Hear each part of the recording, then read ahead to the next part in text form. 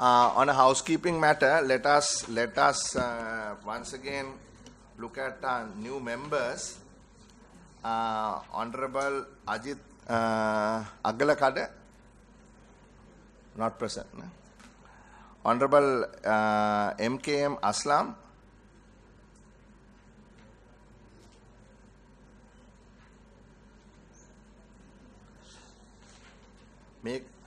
Honorable Chitral Fernando, welcome to the committee. Honorable Sunil Rajapaksa, welcome to the committee. Yeah, I already did. Honorable Champika Hettiarachi, welcome to the committee. And today we had a number of requests for observers.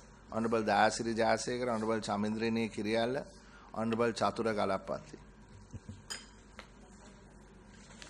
We had, ladies and gentlemen members, we had multiple requests by various associations to present their issues to the trade chambers. Gentlemen, ladies, you all can come and sit on this row, please. So we circulated that among the membership, and we have invited, who are these people who are here?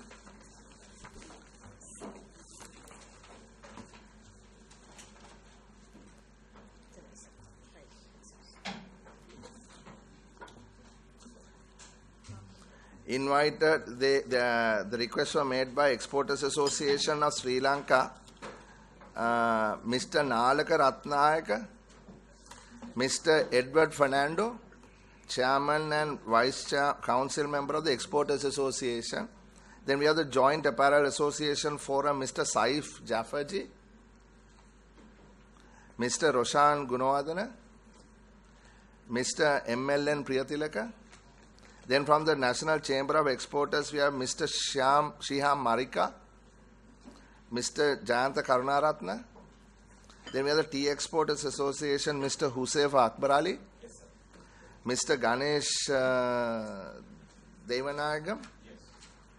Then we have from the Sri Lanka Association of Manufacturers and Exporters of Rubber Products, Mr. Chintaka Vegapitia.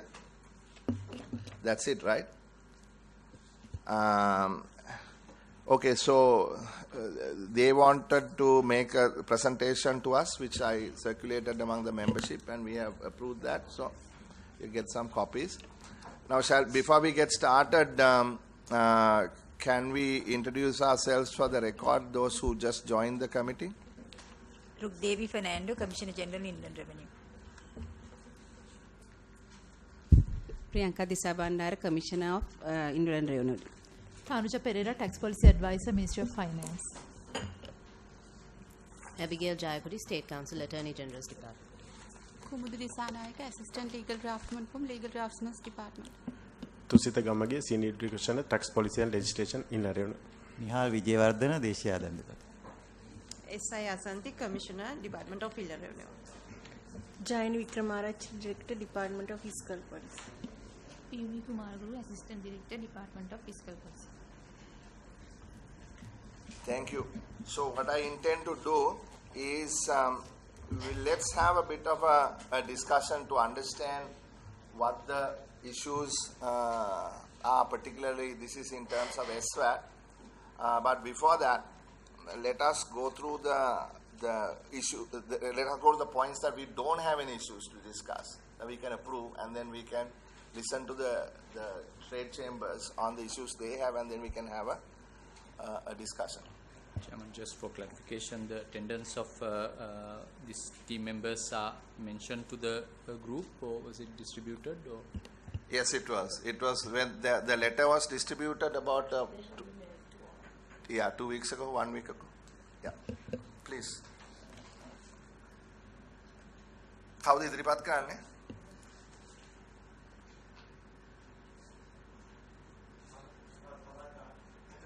Oh.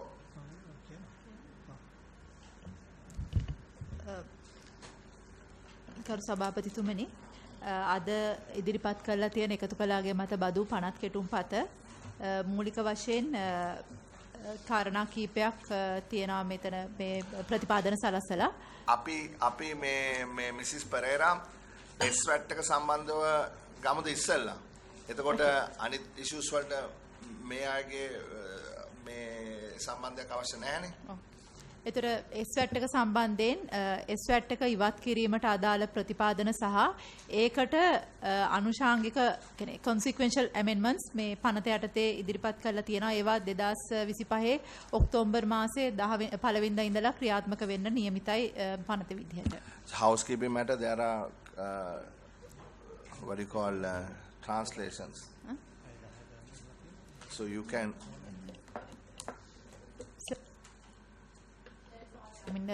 Regarding SVAT, the removal of SVAT to be effective from 1st of October 2025, and other amendments, the consequential amendment relating to this removal of SVAT also introduced under this particular bill. Okay, so tell us about SVAT. Now, SVAT is, can you explain SVAT? Yeah, I think it's better be explained by the IRD officials. Please, Commissioner General. Bandara මහත්මිය සම්බන්ධයෙන් විස්තර කරනවා. Oh.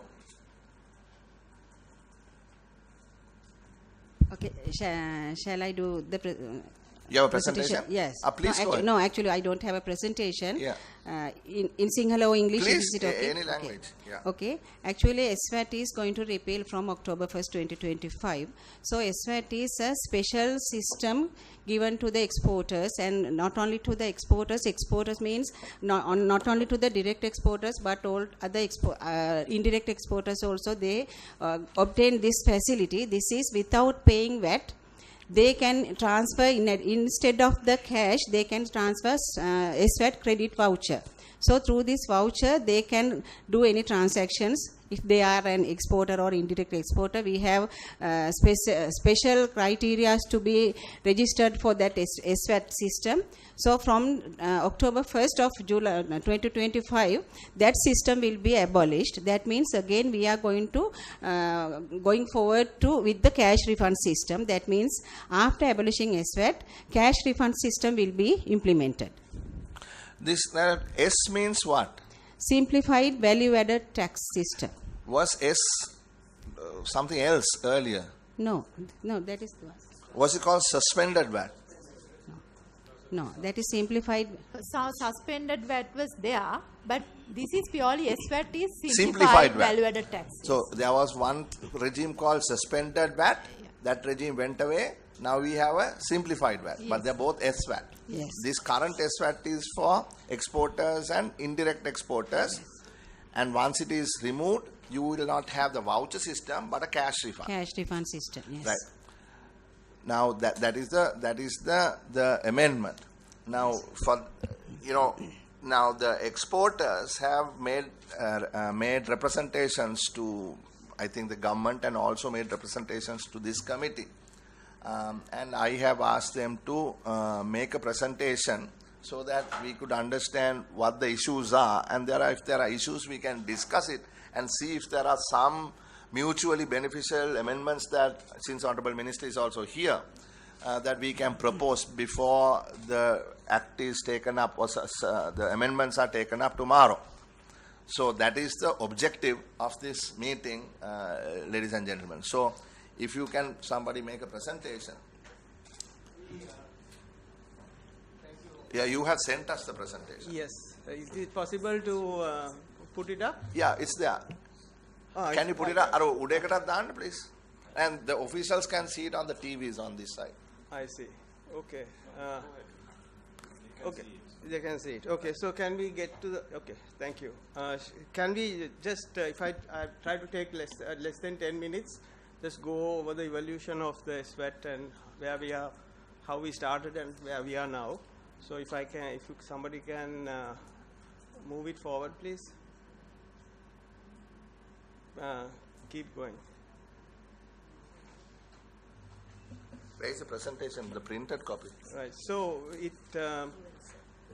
started in 2002 when VAT was introduced. IRD at that time committed to pay within 30 days, and if there was a failure in refunding, there was an interest component that was the basis on which the VAT was started. Then during 2002 and 2005, the exporters had a huge cash flow problem, And at the same time, we had the famous VAT scam as well, which ended up with about a 3.9 billion this thing. So that was one of the vulnerabilities of having a refund system. After that, in 2005 to 2011 period, we had the suspended VAT scheme, where the TQB as well as the EDB monitored the scheme for exporters only. And that scheme also worked very well until 2011. After that, from 2011 onwards to 2025 up to now, we have had this simplified VAT,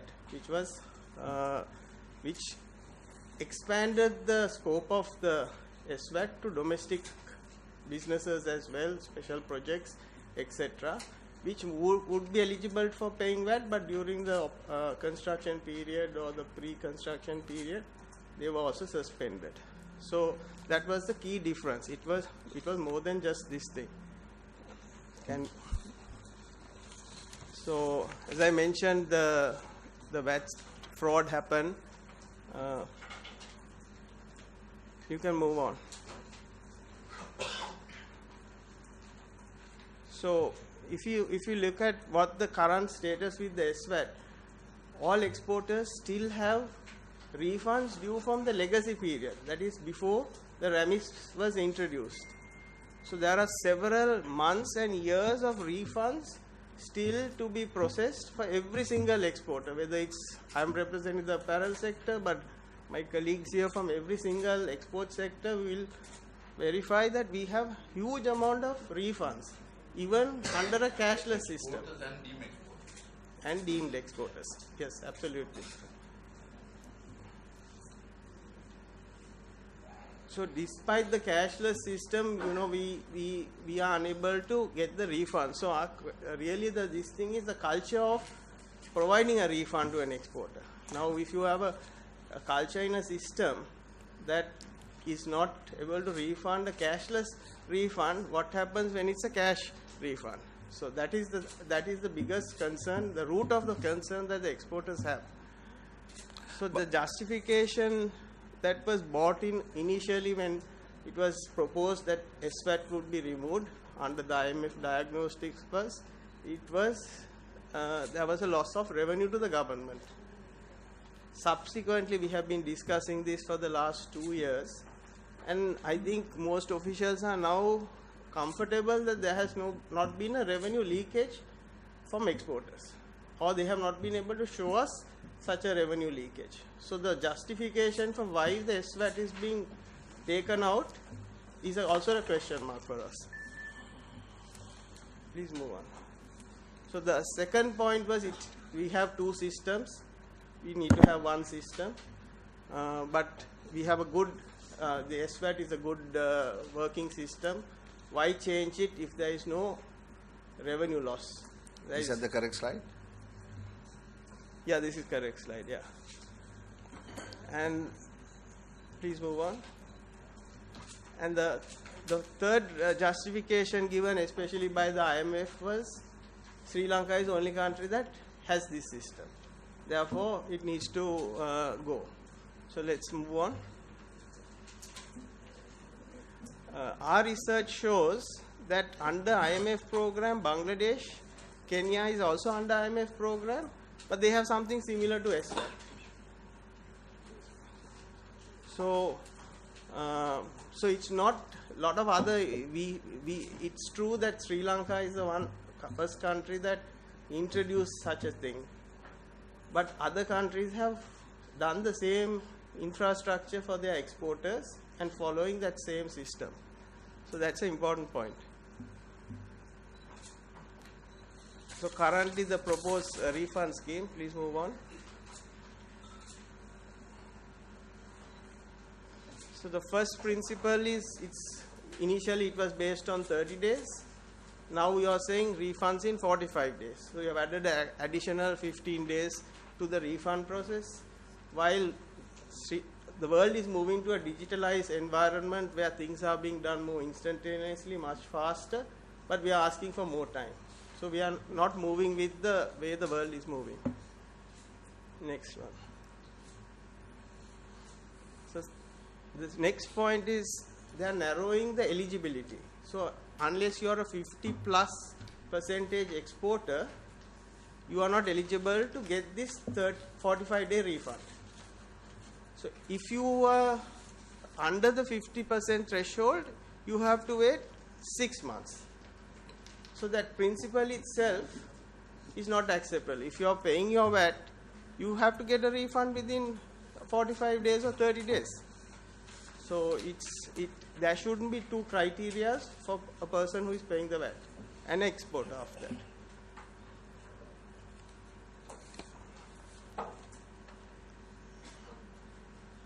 The other, the basis on which they will rate our risk criteria is not announced to us yet, and it's not going to be a transparent formula as far as we know. They have said we really don't know how they are going to rate your risk basis. The low risk, they say they will give it fast. The higher risk, we don't know how you are going to be in a high risk. And then if you go into high risk, how do you come out of high risk? What is the criteria? So those are big concerns for the predictability of doing our business. Just please go back. Please go back to that slide. Yeah, so the pilot project that needs to be done, or pilot run, has not been commenced or done yet. That is scheduled for, I believe, July, August. And no live run has been done. And for a live run to be done, exporter has to come out of the SVAT scheme and start paying VAT and then getting a refund, which there wouldn't be any volunteers, because if the scheme were not to work, what recourse does one have? So that is our biggest concern. If the pilot were to not work, would it be stopped? Or how will that problem be tackled? Next. So the impacts, obviously, this is related to the apparel industry. Assuming everything goes perfectly, everyone is getting their refund as a low risk, the minimum cost to the industry will be another 2.6 billion finance cost. Just the finance cost, the administrative cost, the other cost of managing the system. You're going to get the opportunity on also cost. Yes. That's what you're saying. The financing cost of funding that refund.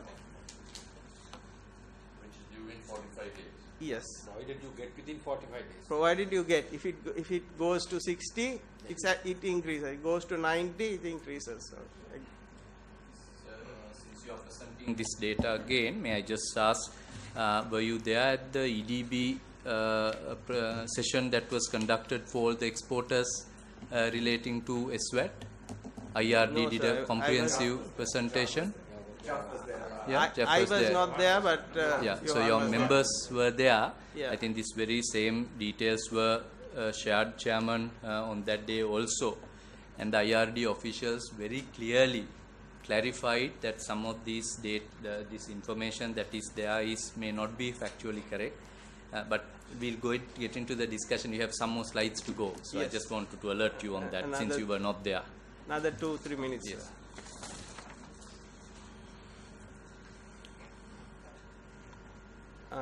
Please move on. So the backward linkage. Now what will happen is most of these backward linkage companies, whether it's a fabric mill, whether it's a accessories and trims manufacturer, carton manufacturer, or even a apparel manufacturer, is considered a deemed exporter if they are not directly exporting. They all fall out of this as an exporter status. So they would be now required to pay all the VAT on all imports as well, as well as their domestic purchases. That will increase their cash flow requirement. They will have to borrow more, plus the financing cost, and relative to a person who is importing that same item, they are maybe at a disadvantage. So that is something to definitely at a disadvantage. Yeah.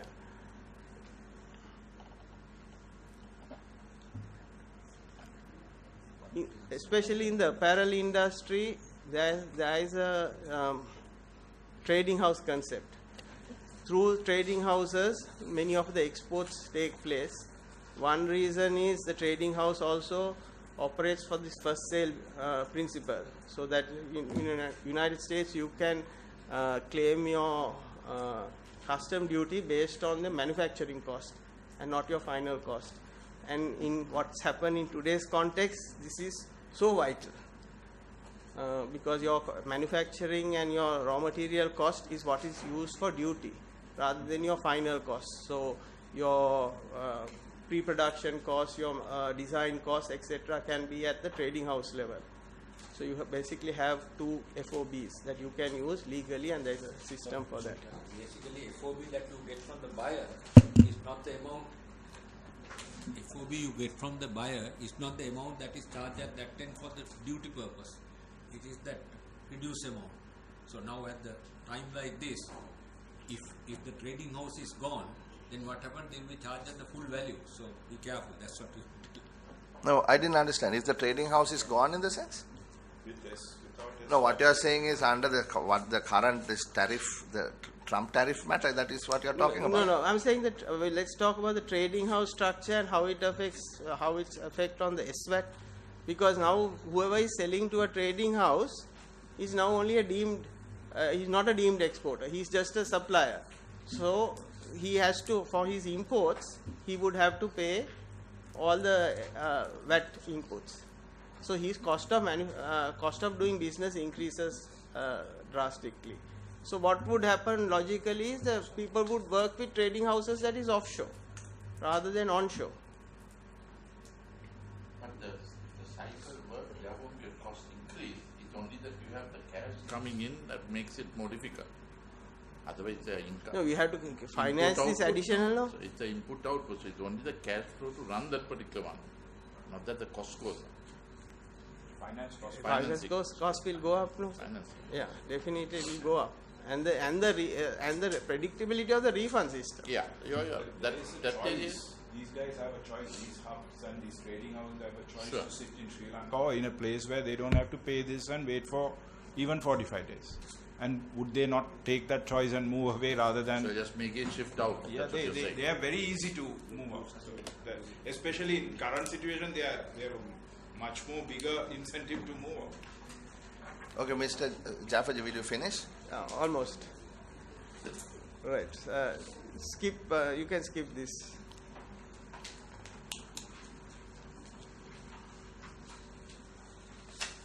So our request is to continue with a SVAT, but to maybe make it a suspended VAT scheme rather than the simplified VAT scheme, which will address the concerns of the government on revenue loss, or make it zero VAT through the chain for exporters. So these are two options that if you want to move away from simplified VAT, these are two alternate options that we can propose to the government to kindly consider. Thank you very much. Thank you, Mr. Jaffarji. Are there any other?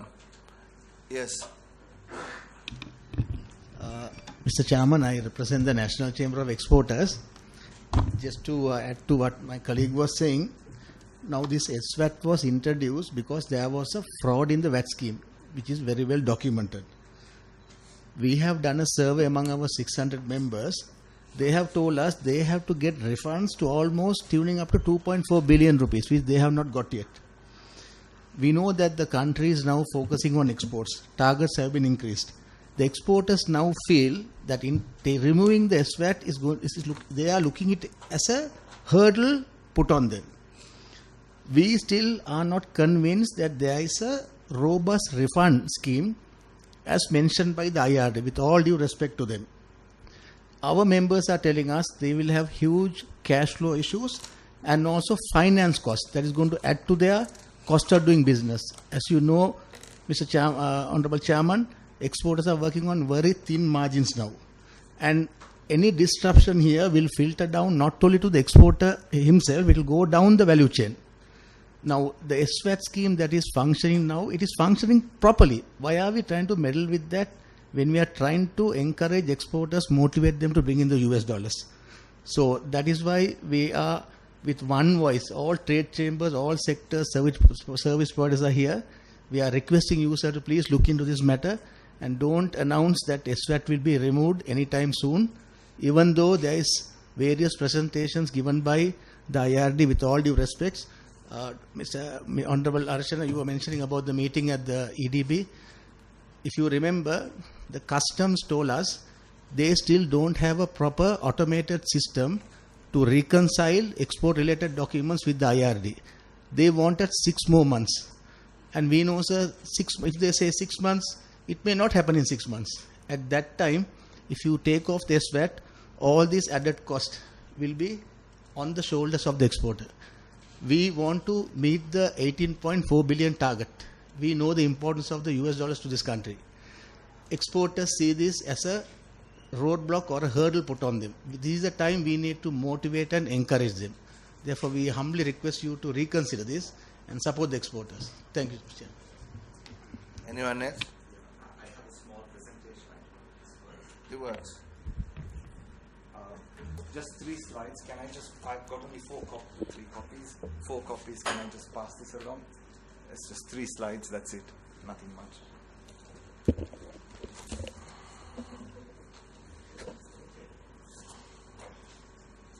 I just want to, just bring this to context with the history. So I represent the Tea Exporters Association of Sri Lanka. We represent about 85% of all tea exported from Sri Lanka.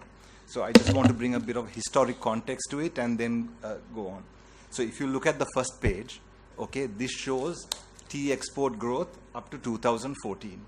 Okay, if you look at the first page, it shows tea export growth up to 2014. This is earnings. Okay, if anyone draws a line there, you can see where the line will go. It's not rocket science. We should be at about 3-4 billion currently.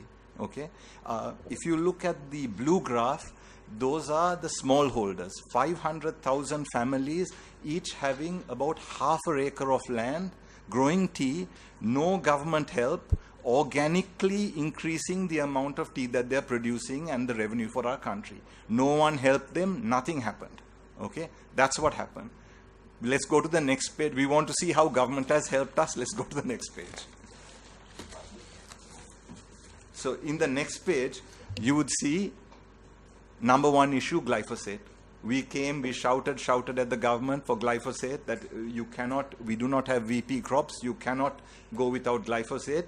Okay, these 500,000 farmers families were affected a lot by this glyphosate issue. Next, we went to the agrochemical ban. Okay, spanner thrown on us again, agrochemical ban. These 500, you have to understand, these 500,000 families were making about 320 million kilos of tea. Okay, with this particular thing, it has come down to 240 million kilos. Their productivity has gone down. Okay, they are, when they should be getting 800 kilos per acre, now they are getting 200 kilos per acre.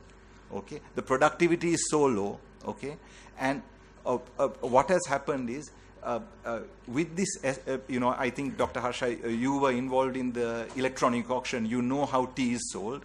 Okay, 1 or 2, and now we are totally electronic in our auction. Okay, 1 or 2 exporters coming out of the market in the auction because, let's say, they don't have, they've gone into high category, ruins the whole price for the auction.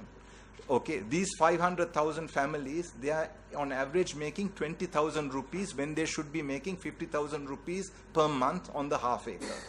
That is how much they should be making, even if they're making 500 kilos per acre. Okay, they're making 20,000. Imagine taking 18% of that, because we are doing a scheme that, that we feel there is some leakage, which no one has proved there is leakage. Okay. We are just, as exporters, we don't want to see the crop go any further down. If you go to the next page, okay, you can see what Kenya has done in the interim to us. Okay, the price of tea is $2 a kilo cheaper in Kenya. Okay, we see all our companies, including us, including a few others here, have opened offices in Kenya because ease of doing business there. Okay, I think amongst the top 20 exporters, maybe 8-9 have already opened offices in Kenya and are doing tea business in Kenya. This doesn't go well for our smallholder families. 500,000, that's about 10% of our population. I know, we've been appealing for, what we are doing is we're appealing to the government to help the smallholders replant, infill. Huge amount of money needs to go here. We don't want this this third spanner put on us. I don't want to be coming, in 3-4 years' time and having another thing in the graph saying SVAT also on the same graph, because all prediction is this 240 million kilos will come to about 200 million in the next 5 years if infilling and things are not done. For Team Sri Lanka, what we need to do, and for a tea industry, we need to invest, because this investment, whatever we invest in the smallholders, you will get it 50 to 100 times on export revenue. But without investing, we can't do anything. It is not the private sector that has, I know the government of today is not responsible, but it's not the private sector's fault that we were taken out of this exponential curve. This exponential curve was happening because families were looking at each other, the next door neighbor, and seeing that he's getting good money for tea, he was growing. Then what happened was we had all these external things that were thrown on us, okay, and this is where the tea industry is. We, as tea exporters, we have started going to Kenya because there is not enough tea. Okay, and we need something to be done, and SVAT will definitely, it will push the tea producers to go, to do other things. They will not infill, they will not invest in the crop, and we will reduce even more our market share. This is something that Sri Lanka has got. I know, it's thought of as a traditional business, and let's let it go. But as a traditional business, we have to foster it and nurture it. Okay, thank you, Mr. Akbar Ali. Anyone else? If I may just add to what my colleague has said about the tea industry.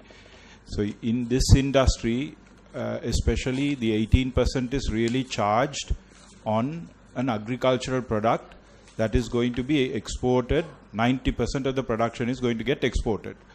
18% VAT on tea, just to remind, was put in only a couple of years ago when the country needed to collect money. That itself, not even a couple of years, only a year ago. So 18% on sunshine and rainfall is what the government is now collecting. Well, actually, just let me interrupt you, because we can't go into why VAT was imposed and so on. Here, being a commodity which is 100%, 90% exported, the money is just going to go into give back. The refund system that they are talking about. We have just focused only on the SVAT. Yeah, this is... Sorry, sir. Yeah, that's the only thing that we are here to discuss. Absolutely. Not the VAT. No, absolutely. So the SVAT, having the VAT is no problem. Removal of SVAT on an agricultural commodity that is 90% exported is just going to show that you're collecting so much of revenue just to give it back. And also on the giving it back, the current SVAT system is a cashless 100% risk-free system which the IRD is operating. Yeah. Now we are moving into a cash-based, risk-based system, which you can imagine how the implementation can be. The third point we really would like to make is all these printers and various industries who are supplying the export industry, now the imported material is going to be without the need to pay any VAT. Locally, we have to pay the VAT and wait for even 45 days if it happens to come back. So what is the incentive for us to buy it locally rather than importing it? Now, China is going to have enough capacity. They're going to dump it here. And most of our local industries making tins, paper, bags, corrugated cartons will ultimately shut down because it will be much easier to import. Now, the government or the IRD has not given a solution towards this, because you're putting the local industry definitely at a disadvantage. So that, what are they going to do about that? That's another question we needed to pose. The beautiful presentation, sir, Honorable Minister, you said that was made at the Exporters Forum by the IRD was very good. However, this is really a dream. Yes, if everything as they promise, the project being implemented within this short period of 6 months, if it happens, we are all for it. But knowing our history, knowing what can happen within the way that we implement projects, I'm saying we meaning we Sri Lankans, especially within the government sector, are we ready to put this all-important sector, the export sector, which is bringing you the dollars, at risk, given this beautiful story of how we are going to implement it within such a short period of time. Right. So that's the only thing we needed to say. Okay, so I think we've heard you, gentlemen, and duly acknowledged. I will pass the ball to the Finance Ministry and the Commissioner General of Inland Revenue to perhaps respond to some of these issues if you think there are issues. Otherwise, we could proceed.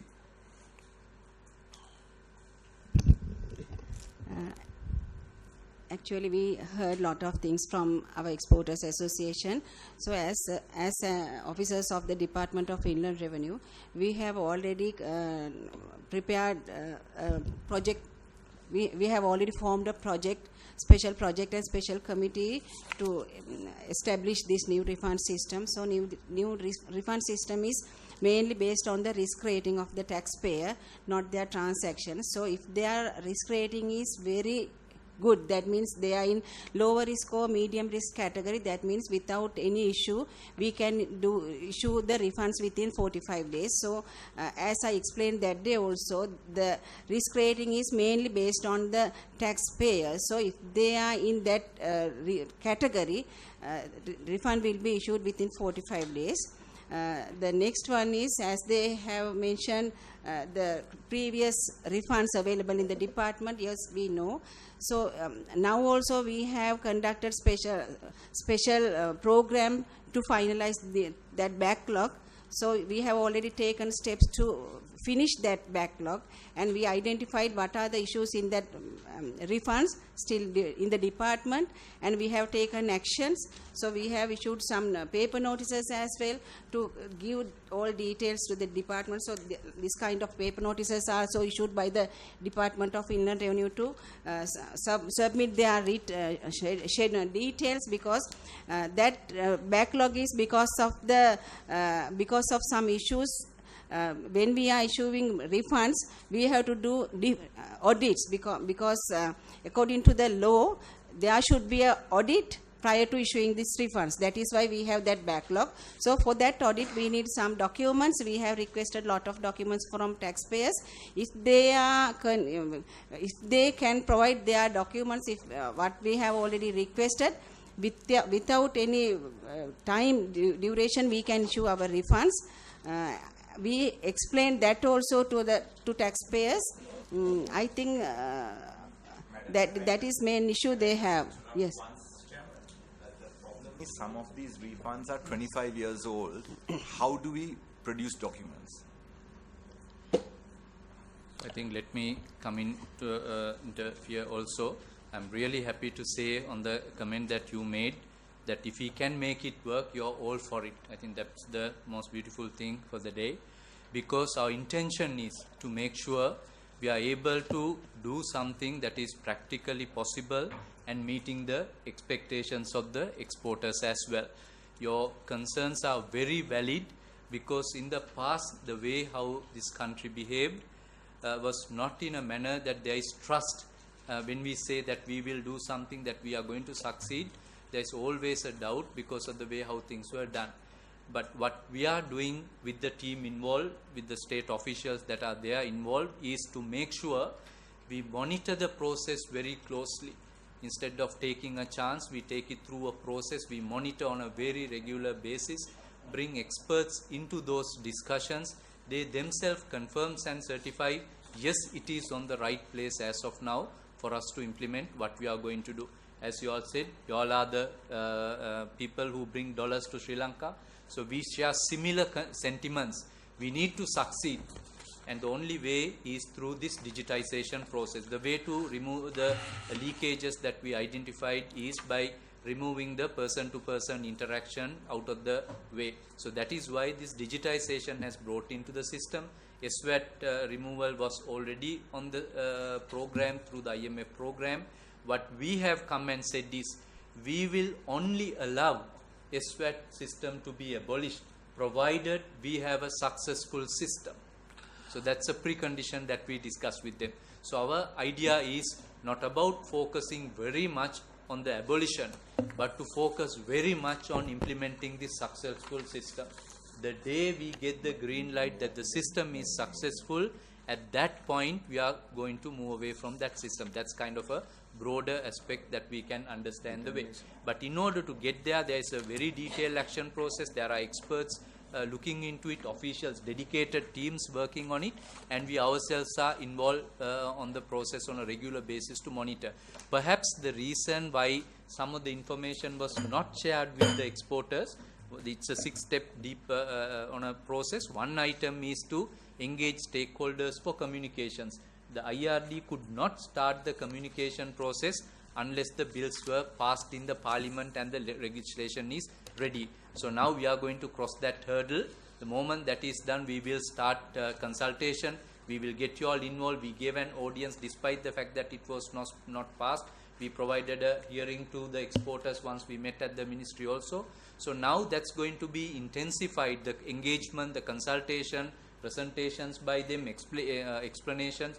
Answer to your specific question, the reason they are asking information now when these are 25 years, how to provide it. During the EDB discussion also it was mentioned, IRD is not asking for this information today. They were asking this information all along and it was not being submitted. That's the kind of indication we got. We are not going to see whether who's right or wrong. We want a solution to the issue. So let's work towards a solution. Two things. One is the previous refunds that is outstanding from the Treasury, from the IRD to you. We want to honor that word and to give it to you all. There may be ones with invoices. So my humble request is, wherever documents are available to the ones that IRD is asking, please do engage, submit those documents. For the segments that information are not available, let's identify a mechanism with the input of other members as well. There are a lot of ideas around. So let's go through on that journey to ensure the backlog is covered. But to the abolition of SVAT is based only on the successful implementation of the digital system. And based on the current progress, the visibility that we have, it's on a very good progress. I can tell you that one. Okay. But it is subject to, Chairman, on the actual outcome of the sample testing. Sample testing is not on live data. It will be first done on a different set of data and then it will be moved on to the live data for testing and all. So there are multiple scenarios that have been looked into to mitigate the risk, etc. And the risk criteria of identifying who will be a high risk, who will be a low risk was also discussed and shared the other day. We will share those details with you all, so there's no secrets with the IRD that they will be holding on to as to who's high risk, who's low risk, whether the officials will use discretion to mark somebody. It's not the case. System will decide by applying those criteria whether a particular exporter is a high risk or low risk. So you have all the opportunity to get the behavior that the system is asking for to become a low risk taxpayer and thereby being eligible. And also this 45 days is the maximum days. Last time I remembered the official were explaining, it can be even a 2 weeks period, it can be even less. 45 days is maximum. So I'm sure lots of areas that we need to iron out among ourselves in terms of communication, sharing information that we have. So that will start very soon. Commissioner General, would you mind giving us a brief or just 1 minute?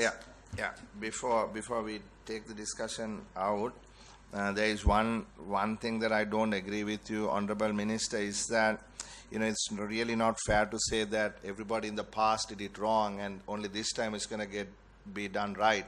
I don't think that's fair, because it's the same officials who are there, right? It's just the people who are sitting in the chamber were different, but the same people.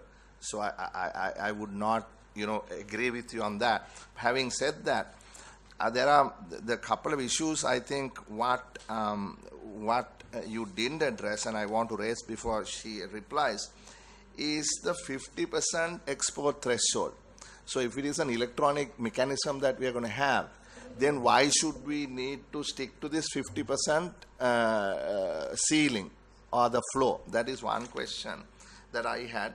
And what they're saying is, if not, it will take up to 6 months, right? Now, 6 months is a long period and financing costs will be very high. Two things that you mentioned, Honorable Sir, that I want to pick up on. One, you said, if the system is not working, you will not implement this. Can we have that amendment in the legislation? I mean, if it is not working, then you won't do it. But as of the amendment is, whatever happens, we go to the new system on 1 October. Yes. Right? So that is one. And the second thing is, 45 days you said was maximum. Yes. Right? What happens if it is not 45 days? Can the exporters be compensated their finance cost? Meaning, if you go beyond 45 days and their finance cost is then somehow negated by a fine that is paid by the IRS to the entity that the IRS owes money to. I'm just asking these questions because if they are saying, well, you know, they're happy if the system is working. I mean, I can't argue with these people. I mean, it is them who came to us to, point out their issues. So can we have some clarity on those 3 points, Honorable Minister? So the first one relating to 50% below which it will go for more than 6 months. So let's take an example. Somebody supplies 60% locally and export 40%. So obviously there are payable to the IRD against the local supplies and receivable against the export. So those can be set off, and it is the resulting amount that will be, if at all, that will be has to be set off in the 6 months period to come. So that is through that mechanism, the amount that is outstanding from the IRD to them will be a lower amount. No, but in the way that was explained, like if you don't export, maybe I got it wrong. Yeah. From the percentage, if you don't export 50%, you are not eligible for the 45 days. So if you're a small exporter, or else you're a big exporter, percentage is small, then you're not eligible. So whether the risk assessment does not matter, right? You're not eligible. So can that be addressed through the new system? Whether that 50% eligibility criteria can be taken away, and for all exports you can, based on the risk assessment, be allowed for 45 days refund? Is that possible? Actually, 50% is the eligible exporters. That means from their total supply value, if they exported more than 50%, that person will be eligible as a eligible exporter. So that person is entitled to get their refund within 45 days. So just one moment, yes. Madam. Mr. Jaffarji, you made a point in the presentation. I mean, is this explanation okay with you, or what is the point that you are making then? Certain companies, they are all exporters, but they are exporting through a trading house, say, and they are directly exporting, but the amount they export through the trading house is more than, is higher than, is 50%. And what they are exporting directly is less, say 45%. So they would have a problem. This is a different issue, Chairman. No, it's the same. It's the same. So one comes is the same less than issue. 50%, and the other one is to export to supply to trading houses. So can some amendment be made? Is it necessary or not necessary? No, actually eligible exporters means direct exporters. If they are in indirect exporting category, that means they are eligible for refunds after 6 months period. If they are in the eligible category, within 45 days they are entitled for the refunds. So this has not been thought through properly. That is what Wait. Now what she has explained is, let me get it right, that if it is less than 50%, you are in the 6 months category. Yes. That right. means that person should be direct exporter. So if you are exporting outside of the, what house did you say? Trading house. Trading house, then you are not eligible. Yes. Not eligible. No. If that trading house exports more than 50%, that means that trading house also entitled for the refund within 45 days. That is correct. Yes, so they have given me around 12 trading houses. All are in the eligible exporter category because they are exporting more than 80% except one company. That means if they are in the indirect category, that means a person who supplies to the trading house, that is indirect exporter. That indirect exporter should do that their supply should be given to the trading house with VAT. That means they have to collect VAT. VAT should be collected from the exporter. That is something different thing. What is the amount of VAT that, the cash that we are trying to collect from this process? What's the target that we are having? Yeah, that's right. Excuse me? No, what is the honourable member's that we are question trying is, to earn by through this making this amendment to the VAT Act, what is the additional revenue that you are expecting? Actually, this is not the additional revenue because this is on just a system change. No, so even because though of the that, there system will change, not be you are a trying to additional be more revenue. efficient, no? But additional cash flow will be around 260, 570, around 260? 5 billion. 265 billion? Billion. 265 billion? Billion? Cannot be. Yes. That is the refundable amount that is No. estimated. Not Mrs. Pereira, What you is are the the tax. incremental revenue the government will get by the imposition of this new tax methodology? What's the figure? That means... I'll chip in until... I mean, you're trying to make efficient, no? So Yes. you're going to have the opportunity loss being collected, no? What is that opportunity loss gain that you're trying to do through this process? Honourable Member, I Yes, suppose Mr. this process is going to address the efficiency issue, take away the person-to-person connection and discretion and lot of challenges that we had in the system. So today's the scope of this discussion, we need to be mindful. We have another session also. Is to give the hearing and to give a reassurance the position of the government if they didn't have an opportunity to discuss so far. No, actually, this forum has to be used for the matter that we have agreed and gathered today. No, but I mean, the assurance, Chairman, from our side, from the government is this is a strengthening of the existing process, introducing digitization to the existing process, and therefore the efficiency is expected to move and to give confidence to a system where the confidence is shattered because government was not able to deliver. So I think a lot of competing interests that we are trying to move ahead. Government policy is to move on with this one, Chairman. That is the basis that we are discussing today. Thank you. Honourable Minister, this is not a discussion between government and opposition. Please understand, this is the Committee on Public Finance. Correct. This is a check and balance. The government's discussion with the exporters you may have had it previously. You know, our concern here is public finance. So therefore, I don't want to, have a demarcation, government and opposition. It's not. We're just members of the committee trying to see, because please do understand, with the new Trump taxes of 44%, exporters are going to get hammered, and that is a fact.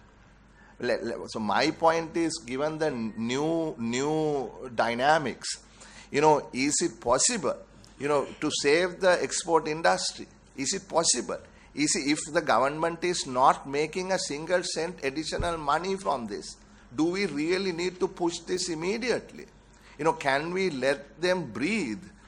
Or else, can we at least bring one amendment, Honourable Sir, that unless they are certain that this is working, right, we will not bring this amendment to impose this on 1 October 2025. Because while it is correct and I appreciate what you are saying, and I know you are on the same side, this is Team Sri Lanka. Like the gentleman said, this is Team Sri Lanka. This is nothing about NPP, SJB, UNP, nothing. We are trying to work for this country. There is no division here. The exporters are in trouble. Sri Lanka is in trouble because of the new dynamics with Trump. We are quite conscious, Chairman, of the new situation. If you are going to discuss on those areas, no, what I'm saying, Honourable Sir, shall we bring that also in? Because it is the real, this is the new, this is what is happening. When they wrote to us, there was not, this issue was not there.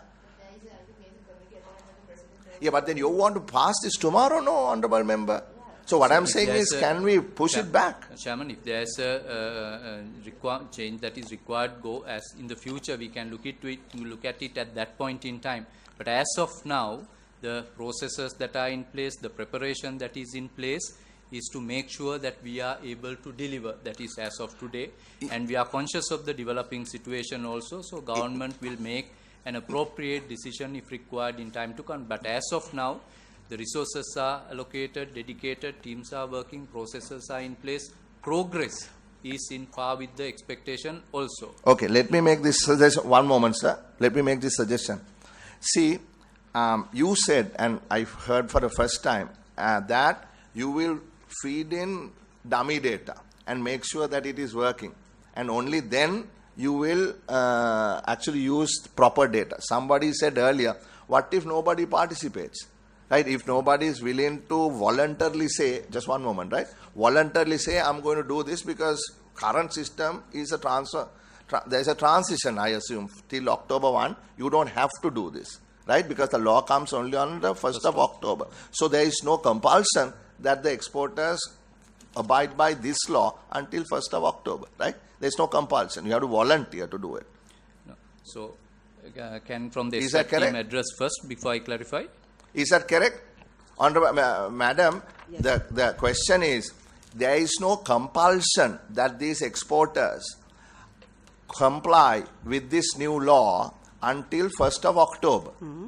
So what one of these gentlemen said here is, what if nobody volunteers to use this, but use the transition time to continue with the existing SVAT system? How will you test it to see that it is working properly? Yes, actually we have already prepared that simulation process for this. So from mid-June, we are going to start our simulation process with the system. That is not only within the system, but it is end-to-end process. That means from submission of the return to issuing refunds, that period, that total process we are going to simulate. So it's very, very simple what you're saying, and I appreciate this point. And that is, look, you don't really need this law to run the simulation. No, actually we need that simulation because that is not you can run it without the law. No, with the law. Why do you need the law to run the simulation? No, now also they have cash refunds, no. Because even though they are in the SVAT category, SVAT system, they are still have cash refunds. So that cash system we can check. So what I am suggesting is this, madam. Yes. The president has appointed the team. I think some of you all, I saw your photograph and all, Mr. Jafferji speaking to the president on this tariff matter, right? So new complication has come, right? If you don't need this law to be passed tomorrow, why don't we, let's go ahead with the rest of the VAT amendments. All I'm saying is, can we, Honorable Minister, can we just hold on to the SVAT so that until we find a resolution to the Trump tax matter, then we can proceed with it. We don't have to do this tomorrow. We don't have to do this tomorrow. No, actually,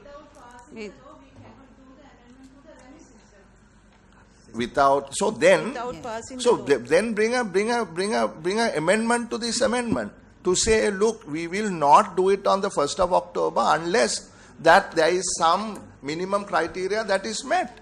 No, actually, we can do this. I've been in this parliament for 15 years and I've gone through many pieces of legislation in the past. There have been numerous occasions when industry or others in a crisis situation. This is a crisis. A crisis situation has occurred. People who are facing the crisis have shown up here because tomorrow you are going to change the law. And what they are saying is, give us some time to breathe. And I think as a matter of national importance that we should do that. Chairman, I suppose that breathing space is already built in. That's why it is coming only on 1st October. So there's plenty of time. Government will monitor the evolving situation. And depending on that, government is ready to move in as required. So what is as of now required is to give the level of certainty for the development side and the regulation to continue. And we will engage continuously. A lot of work has been done. If you are getting rather tilted towards the emerging situation that is prevailing as of now. So government is fully aware, conscious of that one, and doing a lot. That's a separate session. We can take it up. It was explained today also in the parliament in detail. However, as of now, a policy decision has been made to go ahead by the government. So this discussion is to obviously listen to them, your concerns as to where we are, Chairman, but we need to look at it. But Just one moment. discussion has to be continued from our side. Well, actually not, sir. That is not the way, because ultimately all laws are made in Parliament, right? So Parliament must approve law. Yes. Right? So, so why was the Public Finance Committee established is for these types of discussion to take place. So let's do it in the good faith, right? As we are all doing now. So therefore, my point is that we can go ahead and approve everything else and give some leeway for the SVAT mechanism until you all meet and agree on a way forward with the new dynamics that has emerged, right? So that is what I am saying. Or else make some amendments in this existing amendment, set of amendments, so that there is some sort of clarity, on what happens if it is less than 50%, and this whole discussion that happened in terms of direct versus indirect importers, Honorable Minister, 1. And 2, what if it doesn't happen within 45 days? Right? And I think the question raised is very valid. We are moving into an electronic age. You don't need to make 30 days, 45 days. If currently the law is 30 days, and if you are going to make it efficient, sir, why are we taking it to 45 days? Honorable Chair, I mean, just to be, I think. Still available. So if it is efficient, you have to bring 45 down now to about 15. Honorable Chair, I think Deputy Minister Harshana was very clear that this is the government policy as of now. There is space for discussion up until the implementation. There's a gap between the implementation period and the passing of the law as well. So there is space for discussion, and there's a separate committee appointed by the President as well. So I think it's very clear that. No, I am not in agreement with you. This committee doesn't have to always accept everything that the government tells us. You know very well that we have not actually asked you to do that either. No, so that is what I'm saying. So we are having an honest discussion here, and the point being that this committee is looking at the matter of public finance. The answer to Honorable Ravikanta Nayaka's question was, what is the additional public finance improvement by amending this law? And the answer was nothing. You said you are not expecting any additional revenue.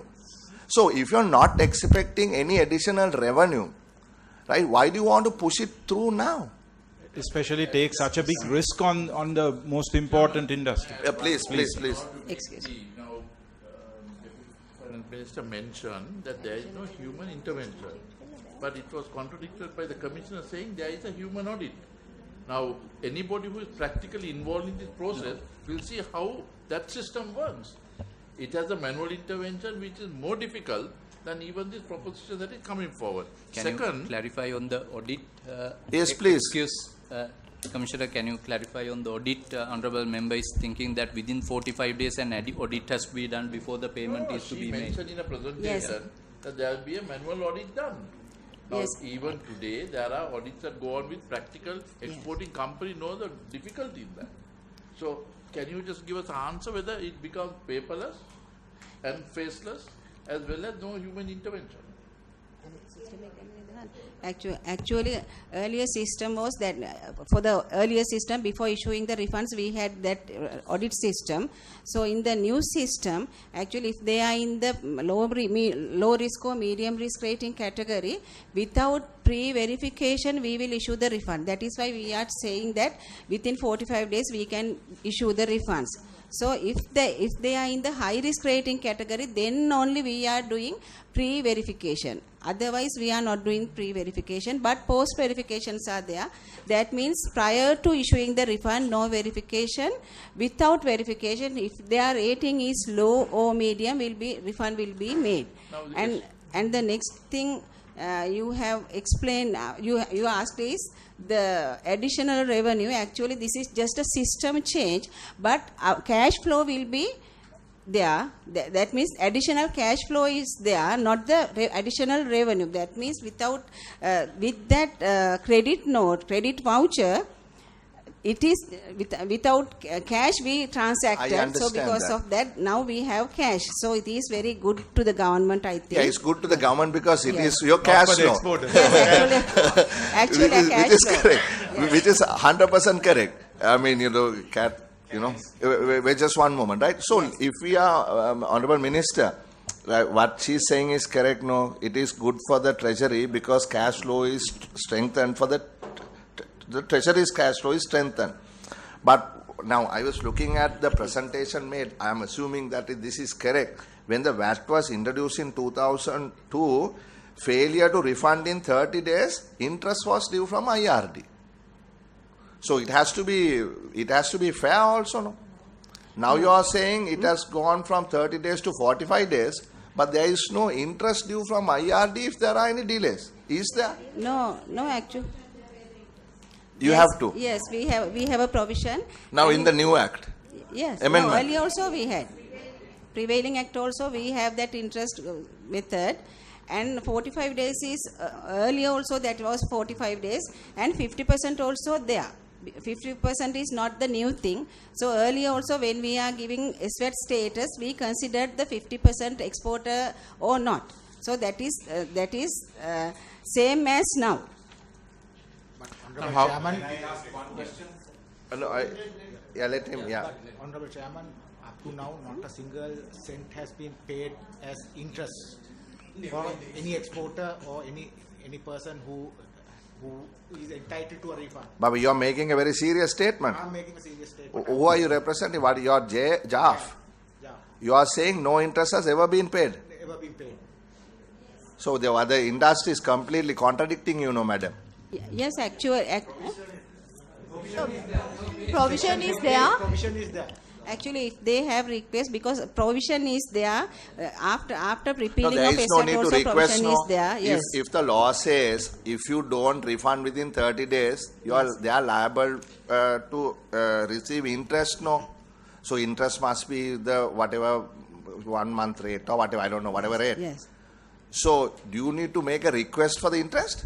Actually, they need to request for an interest, but then the law says no. If you delay, you have to pay the interest. No, actually, we have to consider the reason for that delay. If that reason is because of the taxpayers' thing, then we are not going to give refund. So then it is just written there, yes, for the sake of writing it is there. Yes.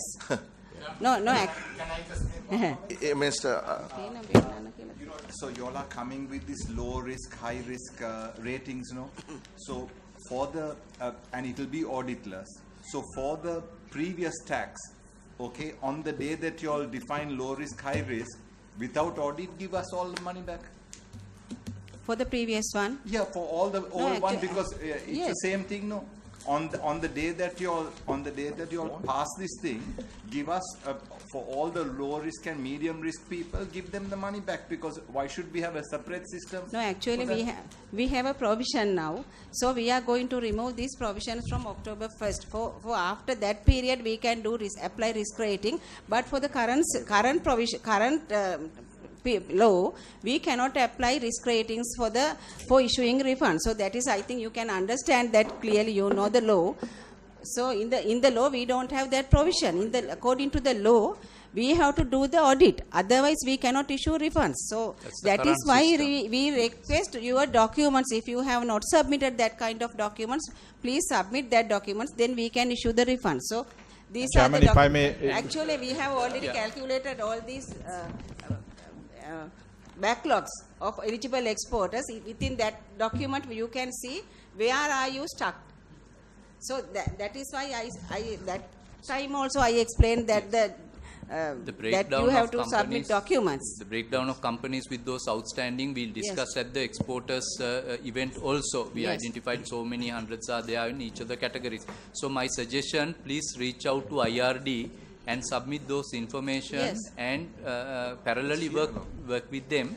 Keep us posted if there are challenges to how to resolve that problem. So that will help your cash flow if I understand. Posting now Yes. itself, because we have reached out. All Yeah. our association has reached out. Yeah, with the information that they are asking for, not just sending a letter and say give our refund, but if there are pending information. Last time it was categorized and shown about 10 different categories. What are the missing information?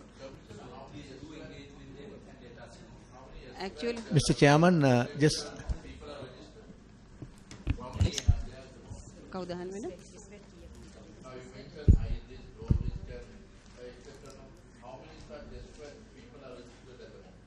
for the SVAT. Actually, for the SVAT, there are 6,000, around 6,000, but active is only around 3,000. Actually, we do not consider that SVAT registration category. We collected data from the returns. In the return, if they have exported, we collected that data as they are exporter. Among them, we found, based on 2023 data, there were around 1,300 eligible exporters. Among them, around 990 was in low risk category. So the 5,000 is the indirect exporters. They're going to be out of the system now. Yes, that is, if they have more than 50% export, that direct export, that person are in the category. That means they are entitled for the refund within 45 days. Without pre-verification, we will do the refund within 45 days. It can be earlier than that 45 days, because if they can request their refund early as possible, then we can issue if they are in the low risk and medium risk rating category. 45 is the maximum. Chairman, if I may, last point. Yes, so the relevant questions that were asked for this committee is that, is it going to add any value to the government in terms of better collection or improve? And it's quite obvious that it is not. Our puzzling, mind-boggling question is that, is this SVAT removal one of the top 20 items that this country needs to be working on to collect this? That is not within is this it not scope. Relevant, sir? No, it is not within the scope of this committee. This committee, I gave everyone a chance to discuss so that we understood where you were coming from, and I think we have. Okay. And I think there is no more discussion necessary, because we're just going around circles. Yes, my last word. No, but, Yeah. but answering to the Department of Indian Revenue, we have provided most of the information or all the information, but to date we have not got a single response from the department. So I just wanted to put on record. The refund, Yes. Refund. Yes, I have. Given all the document, not refunded. So we have absolutely no faith in this budget. If you want to create faith, Mr. Minister, please refund all this money. Then we will blindly go with you. Right now, we don't believe. Right? They mislead you. You tell this to us. We voted you and put you there, Mr. Minister. Correct. Thank you. No, one company, 375 million, everything is given. No, he mentioned. Now, what is the total for 25 years? 1.3 billion for the tea exporters, with about things going right up to 2005 are not refunded. And no, all a survey together- from our members, I have gathered up to 2.4 billion. Huh? A survey from my members, some of them responded, coming up to 2.4 billion.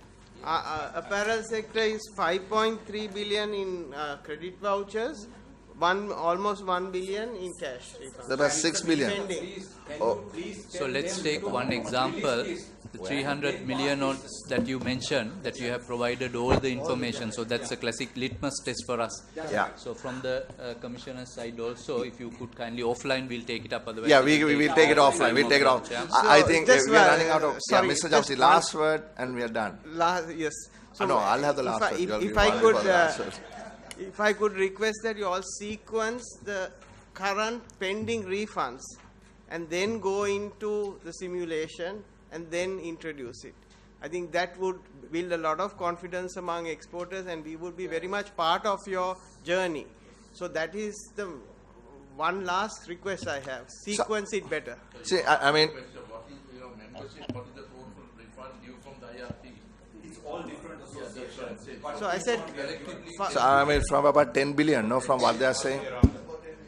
So, Mr. Minister, yes, please go The ahead. value addition that this is going to bring to the country as a nation for Sri Lanka and for the future, that we are going to hand it over, instead of having an disorganized, unorganized, prone to theft and corruption, we are going to have a system for the first time in this country to do it without or least intervention of individuals, where the system will take over. I suppose that's all the reason. That is why you mentioned we are being voted as the new government to do the right thing. Count on it. We will do it.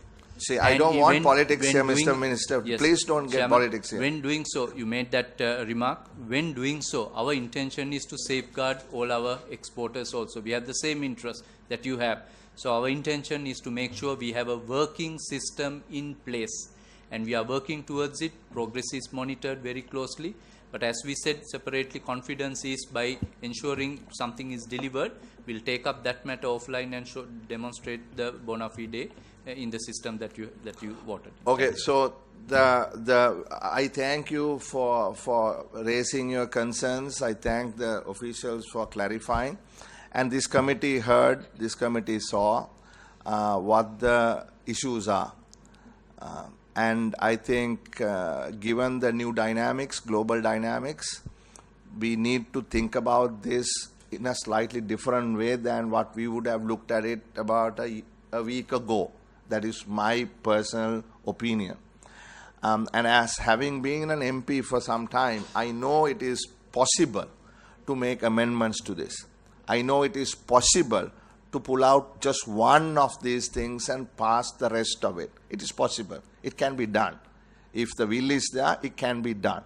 You can postpone the SVAT until you have, I think somebody, Mr. Jafferji, I think made a final statement, said, if I remember correctly, resolve the outstanding issues, run the test, make sure that it is working well, and then implement it. And we can give ourselves 2 months, 3 months to do that. And still it will be within the 1st October timeline. So my suggestion as the chairman of the Committee on Public Finance is that given the unexpected but yet the reality that we are facing today. So we will discuss it, gentlemen. That is an internal discussion. Thank you very much for your participation. You all are free to leave unless there is anything else you want to add, sir. Okay, thank you very much for sharing your concerns with us. Please do get in touch with the officials and keep us also informed of this specific matter. Let's go through 102 and try to identify and resolve that issue, which will going to give the confidence and will apply to the other cases also that you have pending. But in the meantime, we will progress with the matter that we are, and we expect your support. And government is committed and working with the support of everyone to the evolving matter that we have in hand also, just to give assurance on that one. Thank you. Thank you.